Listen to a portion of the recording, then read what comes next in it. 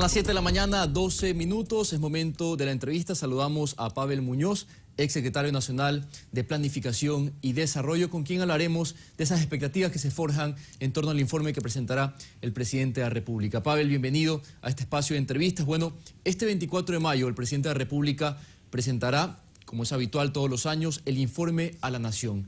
Sin embargo, Pavel, no sé si coincida conmigo, este es un informe que tendrá una especial relevancia y es que será la oportunidad para que el presidente de la República, Rafael Correa, presente un balance general de lo que han sido 10 años, casi 10 años ya, de Revolución Ciudadana. ¿Qué características tendrá este informe? ¿Qué debemos esperar? Abraham, buenos días con usted y con la ciudadanía, y coincido plenamente en lo que dice. Este es un informe particular. El próximo que dé el presidente de la República estará ya marcado por lo que será la transición de un gobierno a otro, la entrega del mando, la posesión de un nuevo presidente o presidenta. Pero en cambio en este se podrá hacer una valoración de los logros, de los faltantes, de los errores también que puedan haberse dado en estos ya prácticamente 10 años de gobierno. Y en ese sentido me parece que el informe de la Nación cobra particular importancia. Yo creo que en esa perspectiva, al menos el informe deberá tal vez estar marcado sobre 3 elementos básicos. Uno, que no solamente se refiere al último año de gestión, sino que más bien pueda ver el acumulado. En el Ecuador de estos 10 años, desde mi punto de vista, se ha dado una ecuación virtuosa, virtuosa aquí, en Bolivia, en Venezuela, en Perú, en Costa Rica, en cualquier país, que es estabilidad democrática más un proyecto de desarrollo nacional. Y eso evidentemente tiene sus puntos favorables, eso evidentemente seguramente en la implementación encontró errores en el momento de ser implementados y seguramente hay faltantes. El segundo elemento que me parece que hay que rescatar es qué ha pasado en este año, donde hemos tenido un año complicado en lo económico y cómo el gobierno ha tomado decisiones, ha implementado políticas en el ámbito de la política pública, digamos así, también proyectos de ley que han permitido o nos están permitiendo enfrentar esa coyuntura económica que viene muy marcada por, digamos, fenómenos externos, internacionales. Y finalmente, cuáles son las perspectivas para salir de esa coyuntura económica y para retomar esa senda del desarrollo que el país lo hizo muy bien los años anteriores. ¿Cuáles serán los ejes principales del informe? Usted ha mencionado aspectos muy generales, pero se tocará sin duda el tema de la educación, el tema de la economía, que tendrá un apartado especial, la planificación, la labor social que se ha generado en este gobierno. ¿Cuáles serán los ejes que van a prevalecer en este informe? Se tocarán todos los puntos que ha promocionado, que ha promovido la Revolución Ciudadana en 10 años de gobierno. Bueno, la ventaja es que en el gobierno hay una consolidación institucional que nos permite o que le permitirá al presidente de la República hacer al menos 2 o 3 tipos de enfoque. Uno, si uno considera el Plan Nacional de Desarrollo que está vigente hasta el 2017, al menos tiene 3 ejes de acción que son fundamentales. Uno, con la consolidación del Estado y el poder popular. Eso implica todo lo que se ha hecho en ganar una institucionalidad para el país que ha sido fundamental con el lastimoso terremoto que hemos tenido el 16 de abril. Fíjese que ya sea desde estar operando del ECU 911 hasta tener carros canasta para recuperar la energía eléctrica en los sectores afectados, ha sido fundamental. Detrás implica que hay un Estado que está funcionando institucionalmente.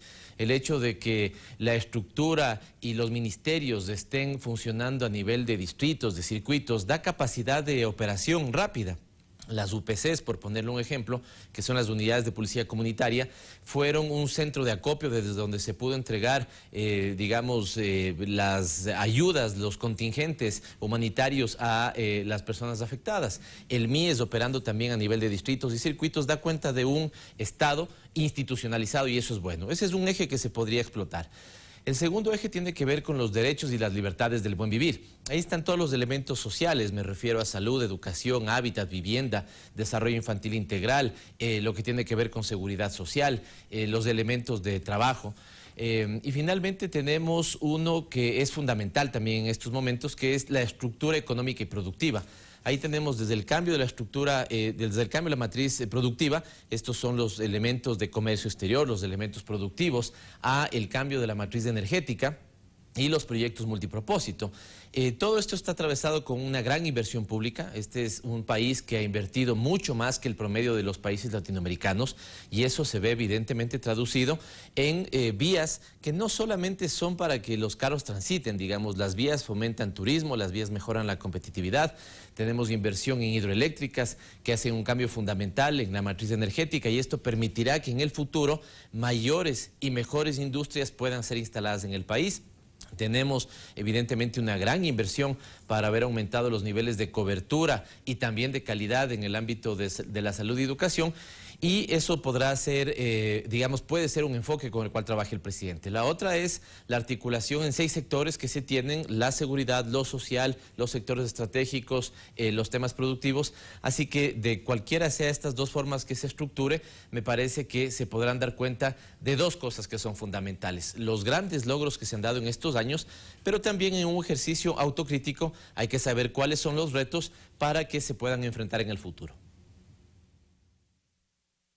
Es interesante también, Pavel, porque el espacio se propicia como una oportunidad para rendir cuentas de lo que ha sido este transcurso, ¿no? Los 10 años de Revolución Ciudadana, de lo que ha sido el año anterior, pero también de esa herencia que tendrá el próximo gobierno. Usted mencionaba los proyectos que están en marcha. Muchos de estos proyectos no podrán ser cosechados por el presidente de la República, Rafael Correa. Será una herencia que tendrán los próximos gobernantes. ¿Cuál es la herencia, para ser más precisos, que tendrán los próximos gobernantes en este país?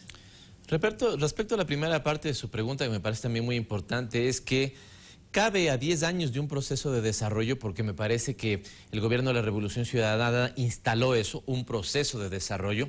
Y todo proceso, digamos, tiene esta lógica de que pueda seguir en el tiempo, ¿no? De que pueda avanzar. Insisto, y siempre haciendo una valoración sobre cuáles han sido sus logros y cuáles son sus retos. Pero ese proceso de desarrollo dejó cosas de un país, digamos, con un conjunto de errores, de desvirtudes en el pasado. Por ponerle un ejemplo, la crisis política que nosotros tuvimos entre el año 1996 y 2006. Recordemos que en esos 10 años, justamente hoy estamos en 10 años posteriores, en esos 10 años hubo profunda inestabilidad política. Ningún presidente electo de los 3 que hubo en ese periodo terminó su mandato.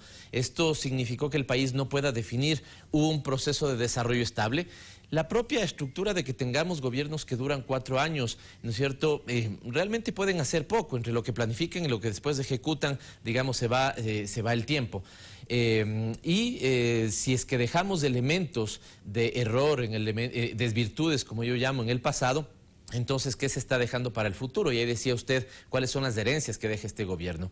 Yo creo que son muchas por un elemento fundamental. Creo que se trabajó mucho más en perspectiva de Estado que en perspectiva de gobierno. Para que nos entienda la ciudadanía, el Estado es la representación política de los ciudadanos y ese Estado es el que administró Febres Cordero, Rodrigo Borja, Lucio Gutiérrez, el que administra ahora el presidente Correa y el que administrará en los próximos años cualquier gobierno que venga. Pero el gobierno es aquel que tiene 4 años de administración según la Constitución ecuatoriana. Es los gobiernos que son electos en las urnas, que son de carácter presidencialista y que se turnan cada 4 años.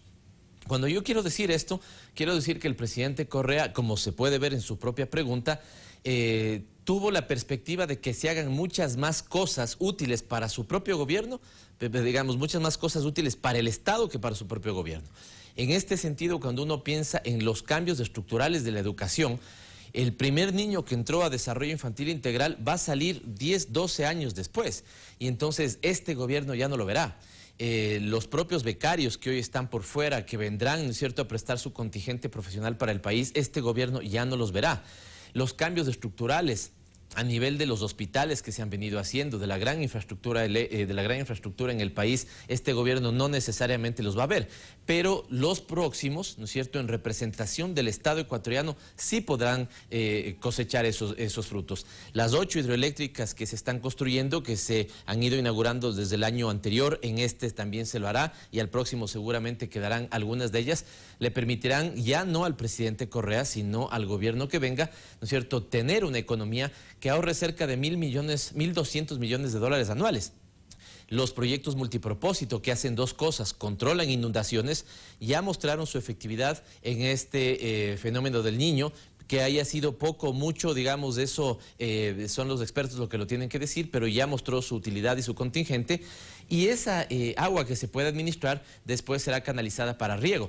La mejora en productividad que tengamos en el sector agrícola también podrá ser utilizada por el Estado, que no es otra cosa que ser utilizada por el país, por los ciudadanos, por la sociedad, y eso es sano. Bueno, cuando se trabaja en perspectiva no solamente de los 4 años de administración que se tiene, sino de la vida de los ciudadanos, los logros y las cosechas quedarán para el futuro. Es decir, es una siembra a largo plazo, Pavel, y como usted ha dicho, el tema hay que analizarlo desde una perspectiva de Estado, es lo que se ha logrado en este proceso.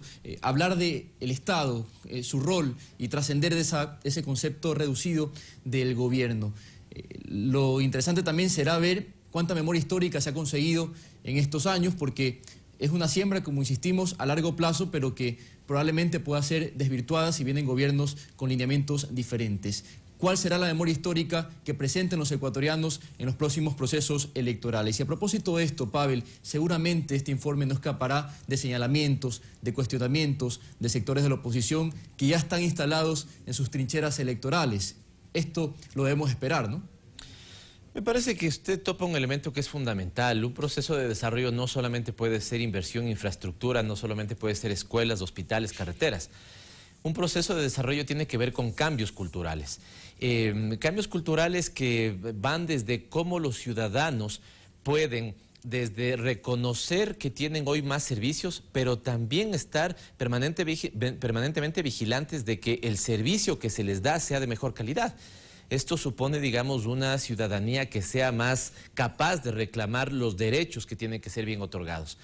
Pero asimismo, como la ciudadanía tiene derechos, también debe tener obligaciones. Los ciudadanos también debemos tener responsabilidades cívicas, como se llama, ¿no es cierto? Trabajar en una lógica de corresponsabilidad, saber que, digamos, por ejemplo, no debemos tener y tratar de cultivar una suerte de valores sociales, digamos así, que podamos tener, claro, resueltas nuestras necesidades materiales, pero que también no fomentemos necesariamente el consumismo, por poner un ejemplo.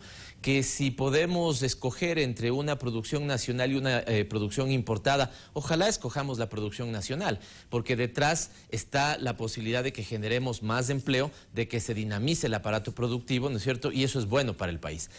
Lo que quiero decir con todo esto es que los retos del desarrollo también son culturales.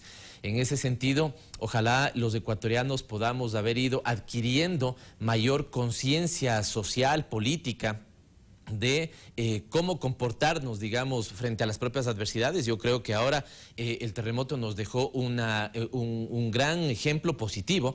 La manera como se activó la sociedad, inmediatamente solidaria, estar presente, colaborar, hacer sus donaciones, participar en la elaboración de los kits humanitarios, estar en los centros de acopio, tratar de llegar incluso a las zonas de desastre, aunque muchas veces no es lo recomendable, supone un espíritu social que se activó y que está ahí presente.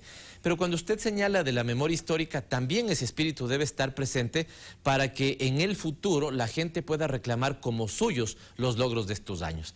Al final, cuando la Constitución de Montecristi garantiza, por ejemplo, el derecho a la salud universal y gratuita, o a la educación universal y gratuita, en realidad lo que está detrás es el beneficio ciudadano. Fijémonos lo que lastimosamente está pasando en otros países que tuvieron cambios de gobierno en los últimos meses, en el último año. Hay un giro social que ha sido absolutamente perjudicial para algunos sectores sociales. En Argentina, por poner un ejemplo, veía las noticias ayer, 150.000 despedidos en lo que lleva el gobierno del presidente Macri, algunos retrocesos sociales. Entonces, independientemente de cuál sea el gobierno que venga y que sea elegido en el 2017, una ciudadanía vigilante de reclamar para sí los derechos, y los derechos no son favores, ¿no es cierto? Los derechos suponen responsabilidades del Estado para con sus ciudadanos. Al final del día, los únicos que pueden garantizar eso son los ciudadanos. Y como usted decía, el informe de la Nación seguramente no estará exento del debate político, digamos menos ahora que antes, porque está tan crispado el ambiente político, digamos, a ratos cualquier elemento da para un debate totalmente apasionado.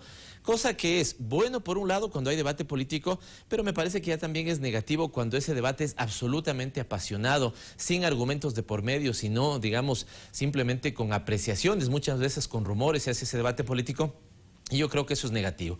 Pero estoy seguro que después del discurso del presidente, del informe del presidente en el 24 de mayo, claramente, digamos, empezará la ruta política que nos tendrá a todos los ecuatorianos en los primeros meses del próximo año votando por dos modelos. Un modelo que busque consagrar los logros sociales, económicos, políticos de estos años, u otros que esperemos no los quieran volver a cero, aunque lastimosamente lo que podemos ver ya en sus discursos políticos es que por esa línea van. Al final del día, nuevamente será el ciudadano, la ciudadana, la única que con su voto podrá definir lo que quiere para el país del futuro. Y bien, ahí tenían algunos de los componentes que giran en torno a este informe a la Nación. Insistimos, un informe de especial relevancia. Y me quedo con su reflexión sobre la necesidad de ejercitar la autocrítica, ¿no? Porque si vemos el tema desde el contexto regional y cuando apreciamos lo que sucede en países como Argentina, lo que está pasando en Brasil, lo que sucede en Venezuela, inevitablemente debemos pensar en esa revolución cultural que debe ir de la mano de esa revolución social que efectivamente se instaló en América Latina. Pero me da la impresión de que un grueso importante de la población que se emancipó de ese yugo que los tenía sometidos, integra ahora una clase media y al parecer se ven muy tentados con bastante facilidad de observar posturas que son totalmente contrarias a esos valores originarios que los sacaron de su situación de indignidad. Pavel Muñoz, muchísimas gracias por este espacio, por sus reflexiones en Noticias 7.